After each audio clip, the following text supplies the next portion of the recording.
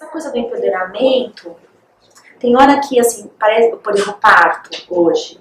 Parece que tem que ser o parto natural a qualquer custe, o que custar. Então fala assim, o empoderamento da mulher.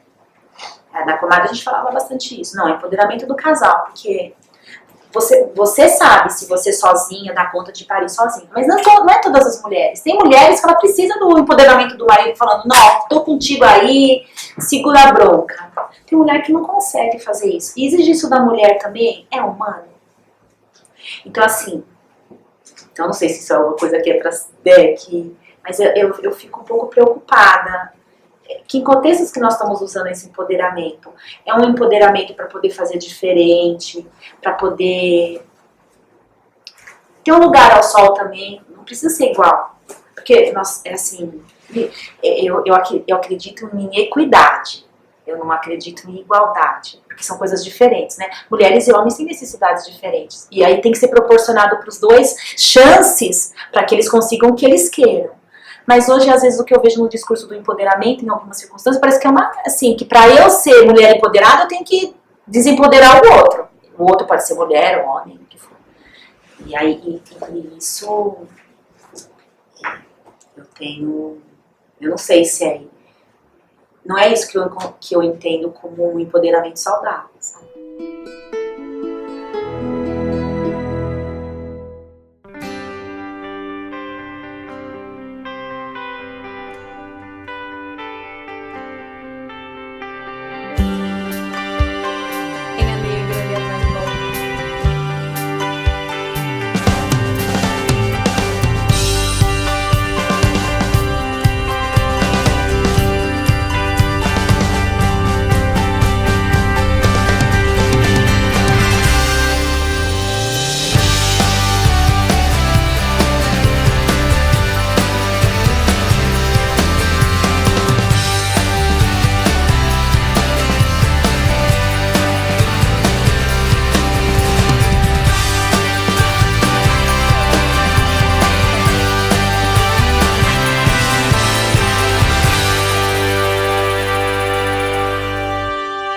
Hoje eu tenho um misto, né, de gestantes com mães de pós-parto. Estou fazendo um trabalho voluntário como psicóloga voluntária no Banco de Leite da Unifesp, com grupos de pós-parto. Então lá sim, né, eu estou tocando um grupo de pós-parto, que seria o grupo de sala de espera. Então as mulheres que vão para a consultoria em aleitamento materno, enquanto elas estão lá esperando para ser atendidas pelas enfermeiras ou pela pediatra, elas podem, se elas quiserem participar de uma roda de conversa de pós-parto, onde elas podem trocar e falar um pouquinho do que é essa experiência desses primeiros meses de vida, né? O objetivo lá é ter primeiro... Por que depressão pós-parto, né? E aí, assim, um dia eu tava indo pra casa.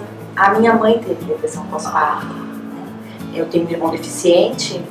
E aí, né, foi muito difícil pra ela. Então, depois de fazendo isso tudo, eu falei, gente, o que ela tem?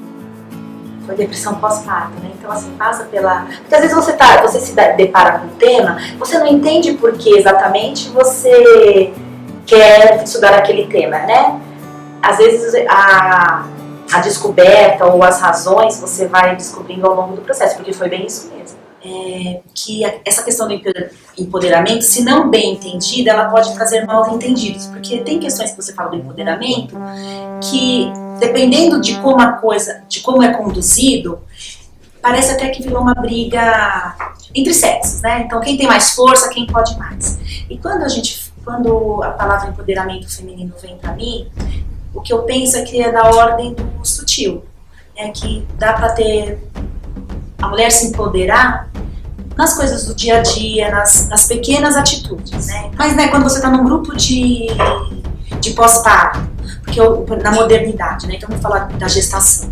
Hoje, a mulher está empoderada e aí ela pode fazer as decisões, as escolhas, a mulher está no mercado de trabalho.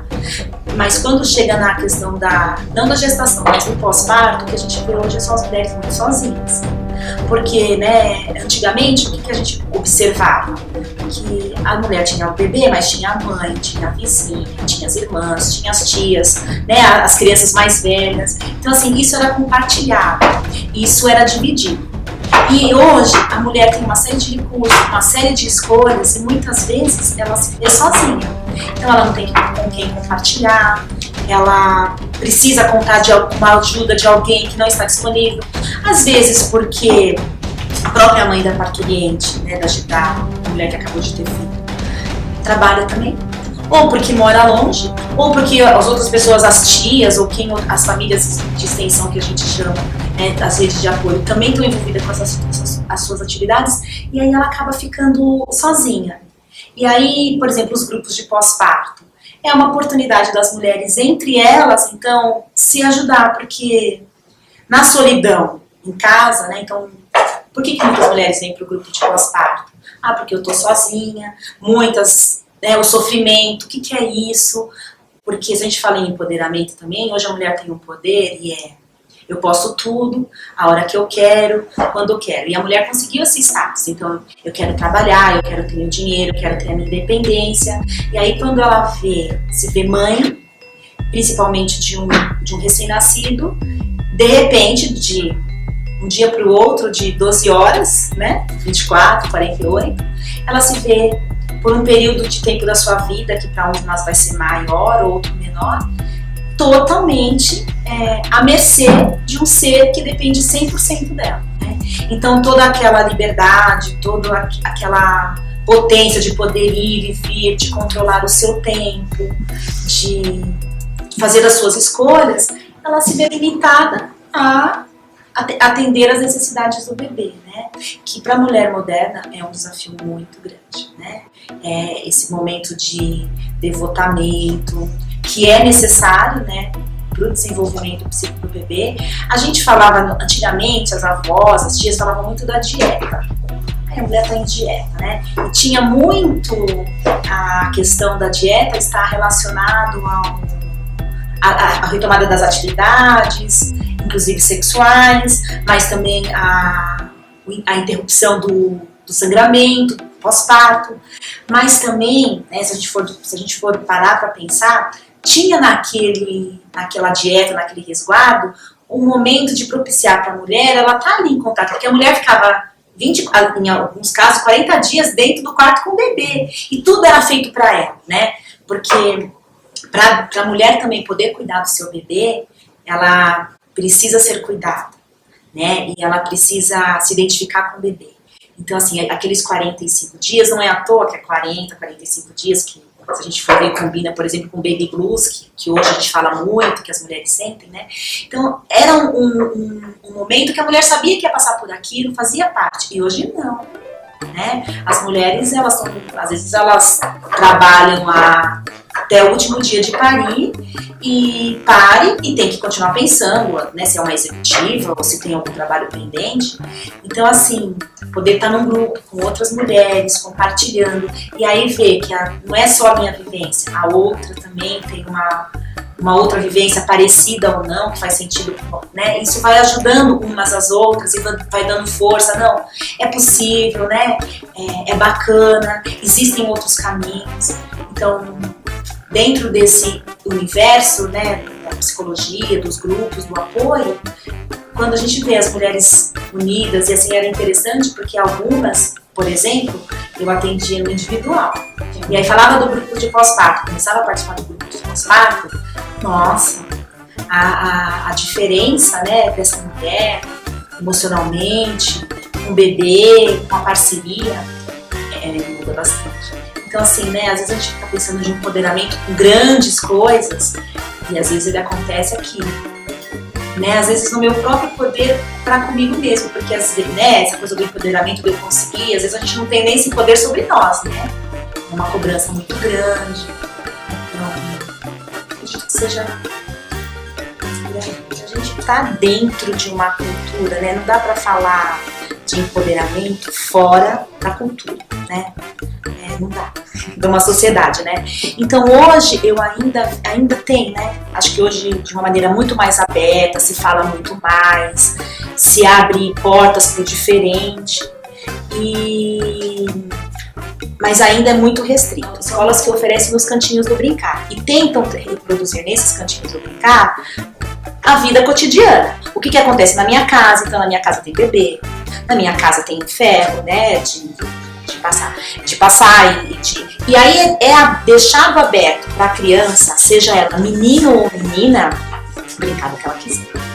Então eu acho que essa é um grande exemplo, né? Porque o que acontece? Em casa dá para fazer isso, né? Os pais são a primeira sociedade da criança, então e geralmente onde tem casas de meninos e meninas, crianças, essa brincadeira acontece desde pequenininho, né?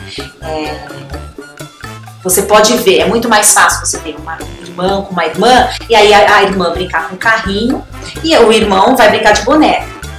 Isso é mais fácil de acontecer. Diferente, às vezes, de uma família que é 2 irmãs ou 2 meninos. Acho que teria que ter uma mudança cultural, por exemplo, para 2 meninos, principalmente, ganhar uma boneca, né? Então, assim, esse empoderamento, né? Então, a gente fala de pais, de paternidade, falando de paternidade, né? Hoje existe também, espera-se que o homem participe da criação dos filhos, mesmo porque também, assim, exige-se por uma contingência. Então, a família agora é mãe, pai, né, às vezes, e a criança. Não tem avós, ou os avós não estão disponíveis. Tem que ter um revezamento. Pai. Só que para o homem também é muito novo. E as mulheres, em geral, elas brincam com as bonecas, elas veem, né, bonecas, brincam com as amigas, ou às vezes cuida de algum bebê. Isso é muito novo pro homem, né? E aí, hoje, também está surgindo essa demanda, né? O homem precisa trocar fralda, a gente trocava a fralda das bonecas, da mamadeira. Então isso, de uma certa forma, se constrói na infância, porque lá fica mais fácil. Então talvez a partir de agora, né, desse momento que nós estamos vivendo, com a entrada do pai, né, mais próximo dos filhos, em que começa a ter menos essa divisão entre isso é coisa de menina, isso é coisa de menino, a gente pode brincar. Meninos podem brincar de casinha, podem brincar de boneca, como meninas podem brincar de bola. E um segundo momento onde isso é um facilitador é na escola. Porque aí na escola você tem essa mistura e a gente vê algumas escolas já proporcionando isso, uma reprodução na escola do que acontece no ambiente de casa. Então tem bonecas. E aí na escola não se tem diferença se é boneca, se é menino que tá brincando com a amiguinha. Acho que é um primeiro passo, mas acho que é uma coisa lenta, né? Acho que a gente está ainda muito incipiente nisso, mas estamos começando.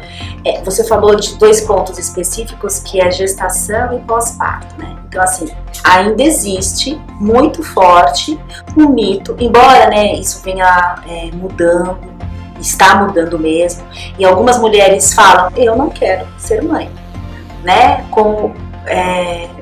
Tem isso muito claro e definido, mas ainda existe uma crença, né, de que a mulher, toda mulher nasceu para ser mãe, toda mulher quer ser mãe, né? A gente chama assim que é o mito do amor materno.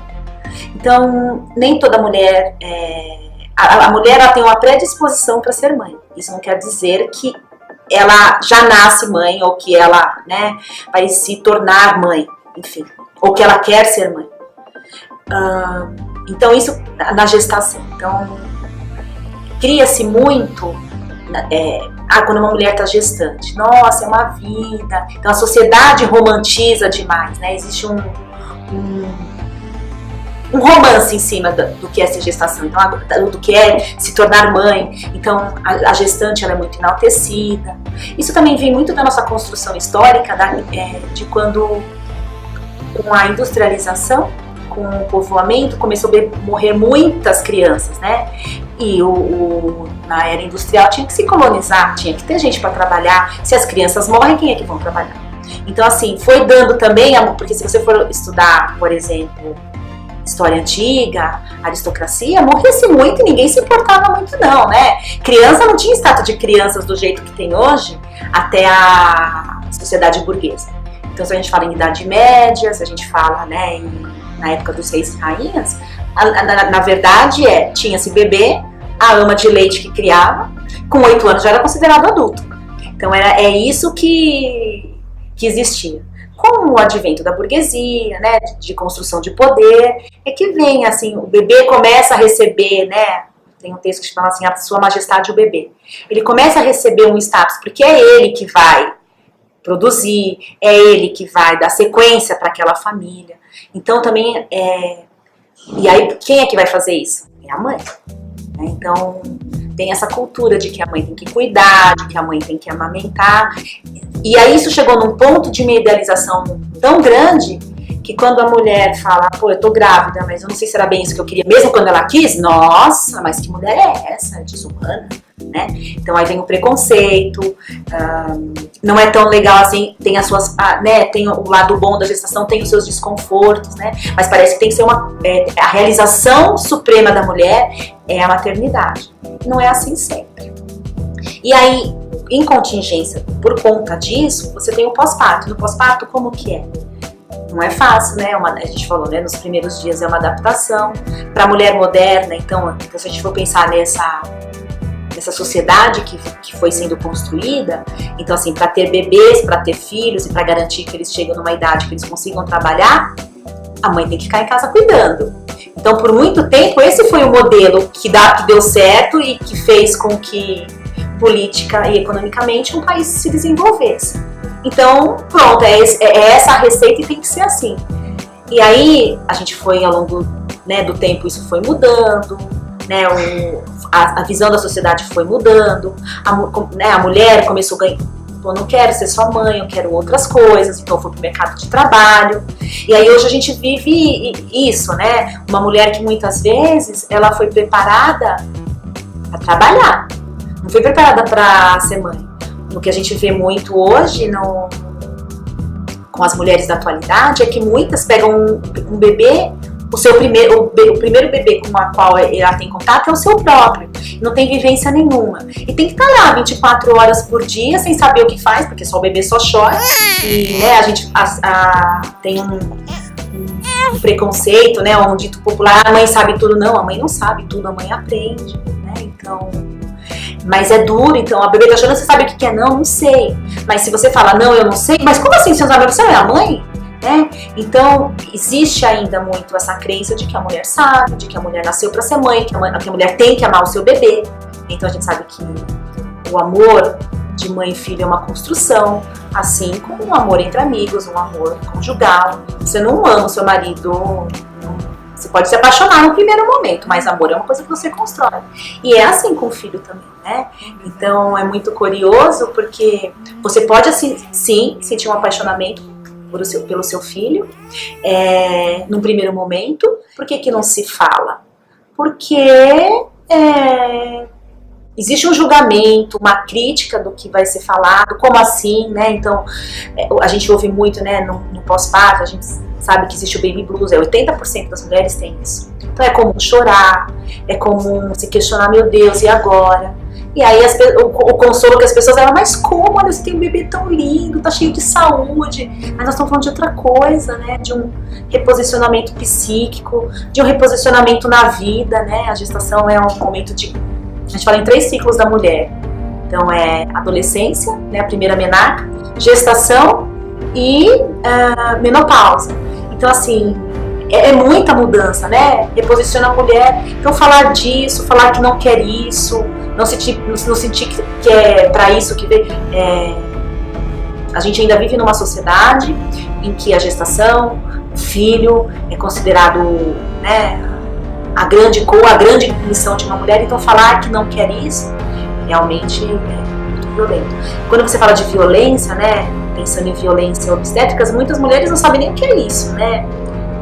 Um tanto de falta de informação, outro tanto de medo, né? Nós vivemos numa sociedade onde o médico detém o saber, então se o médico fez é porque ele sabia, aí de mim se vou questionar, né? Às vezes o médico se coloca nessa posição, mas às vezes a paciente também, né? Coloca ele nessa posição, então eu vou questionar o médico se ele falou porque... ele sabe, mas e se eu questiono e dar alguma coisa errada, como é que eu fico também com isso, né? A questão também da gente se autorresponsabilizar, porque quando a gente faz escolhas também tem responsabilidades. Então, assim, que empoderamento é esse que a gente está falando, né?